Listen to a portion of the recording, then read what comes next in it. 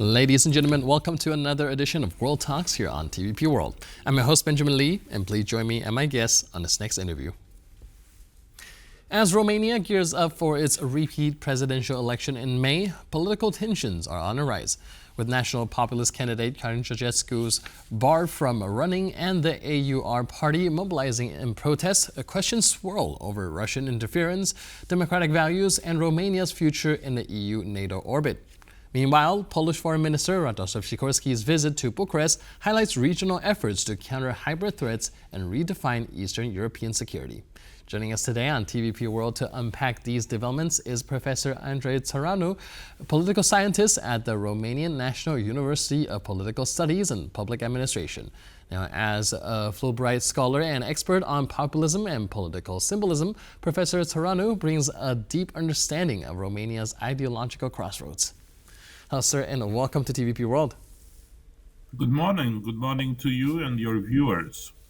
So I would actually like to focus on the most recent visit by the Polish Foreign Minister Radoslaw Sikorski and how this visit, you think, might reshape regional alliances, particularly with the U.S. appearing to be a bit less engaged in Eastern Europe. Yes, that's true. And I presume Romania, Poland, Croatia and Bulgaria, they are going to make a very good relations in the next days. Because, as everybody knows, actually, Poland, Romania, and Bulgaria made on the very first time what it calls intermarium alliance. Now it became trimarium alliance because other European countries, as Croatia and Greece, joined this alliance. So the Eastern Bloc of the former communist countries became more and more important on the eastern flank of the NATO and now of the European defense. So it is important because in the same day of the summit in Paris, where the president of Romania and the prime minister of Poland are joining Mr. Macron, Mr. Zelensky, the foreign minister of Poland is coming in Bucharest to discuss with the prime minister of Romania in order to support Romania mainly in this rearm and restructure the military forces here in the intermarium and trimarium part. Right, so if I'm getting, it's mostly defense-oriented, but the visit is also supposed to be discussing bilateral relation as well, including things like political, economic, and defense cooperation, joint activities in the area of combating disinformation and such. What kind of bilateral cooperation do you foresee going on between Poland and Romania? Because of the problem of Hungary, and Hungary is not our best neighbor, and on the same time Slovakia is not the best neighbor for Poland, so we have here a sort of a blockage between Poland and Romania in terms of transportation. So Poland and Romania have to make something in order to avoid all the tensions which appears between the pro-European and pro-Ukrainian states versus the Ukrainian skeptical states as Slovakia and Hungary. So from this point of view, the Prime Minister of Romania and the Foreign Minister of Poland have a lot to talk. Also in terms of economics, for sure, but also in terms mainly on defense and how going to be the European and Central Eastern European response to what has happened in Washington and what has happened with NATO in general. Because we have a lot of discussion and a lot of things which are pretty much unknown in the relation of Central Eastern European countries and the administration in Washington. So are a lot of things to discuss, because Romania seems to be now a sort of a target of the Trump administration, mainly for the second or the third voices of the administration, like Elon Musk. And the last thing that the American administration did for Romania is to block the visa waiver treaty between those two countries. So from this point of view, Romania is a little bit upset, let's say, on these relations. So probably they try to rejoin more to the European contact, also with the support of Mr. Sikorski. Right, and I would actually also like to touch on the visa waiver program that was blocked that you mentioned earlier. Now, of course, the Homeland Security from the United States has cited security reasons and some sort of criteria not being met, but a lot of commentators are also saying it's mostly just much have to do with the current U.S. administration's stance and perception towards Romania, with figures such as you mentioned Elon Musk and even Vice President J.D. Vance being pretty vocal about how they view the Romanian democratic system. Do you think that this move might shape the public sentiment away from traditional, like, pro-Western allegiances when it comes to Romania?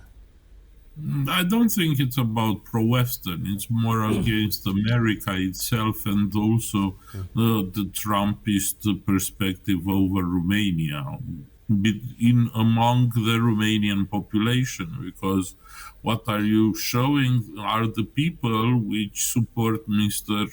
Georgescu, which allegedly are supposed by the Trump administration. And if you are looking, the number of the people which are coming to support Mr. Georgescu is very much decreasing here in Romania, maybe or probably because they start to lack to trust in the Trump administration, because suspending the visa waiver treaty, it's not against the Romanian government pretty much, but mainly on the Romanian citizens which want or tried to make a visit into the United States.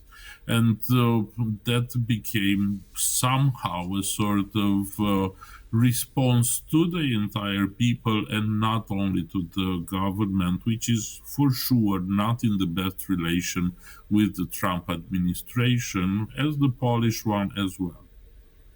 You mentioned the support for Georgescu seems to be going down. There was supposed to be protests in support of this candidate, but the turnout seems to be relatively low from what we are observing. Do you think that has much to do with what you just mentioned earlier, him being seen as the American-friendly candidate, and perhaps the Trump administration's connotation to Georgescu is leading him down a lower popularity, or do you think there are other factors at play here?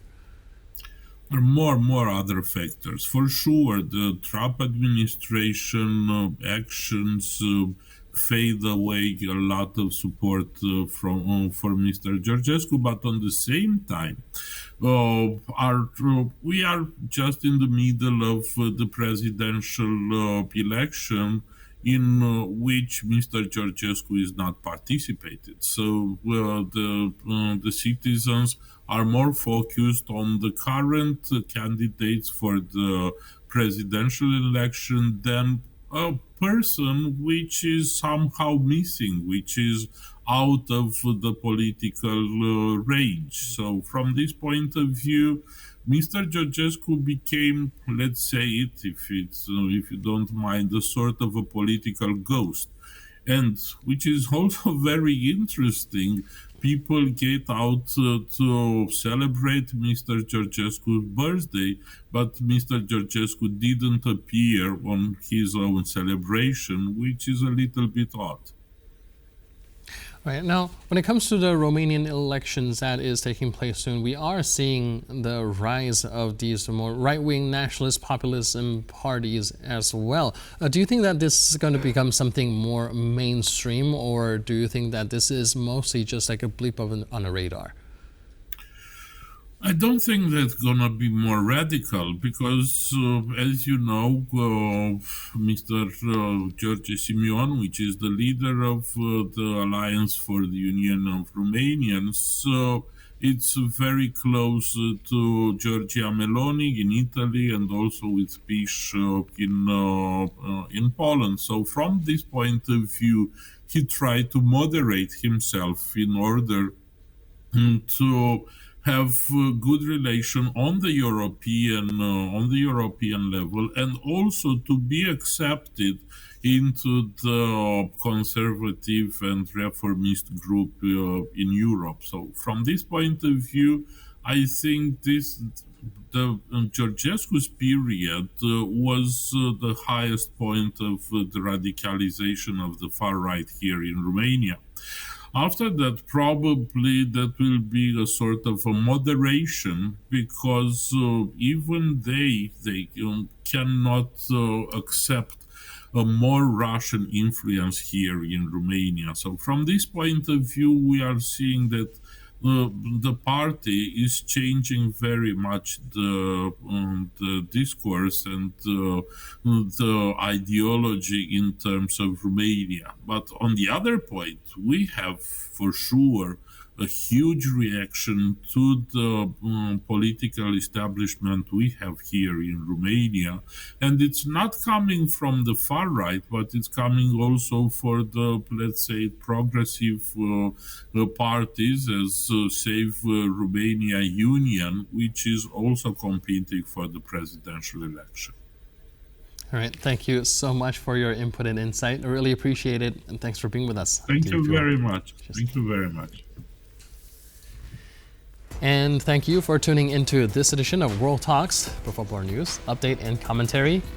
Please stay tuned to TVP World.